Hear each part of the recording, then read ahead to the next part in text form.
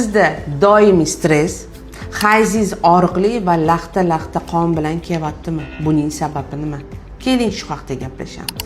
Doimiy stress natijasida ayollarda kortizol gormonining oshishi natijasida insulin resistentlik, semizlik, gormonlarning o'zgarib ketishi va eng asosiysi qonda shakar darajasining oshishiga ham olib keladi.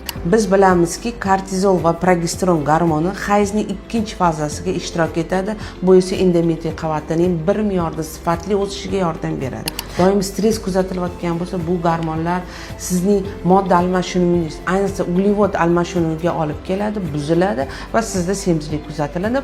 Ikkinchi fazada bu gormonlarning yetishmovchiligi natijasida endometriy qavatining notekis rivojlanishini esa sizda hayz payti, ko'chish davrida, deskvamatsiya davrida hayzingiz og'riqli va laxta qon keladi.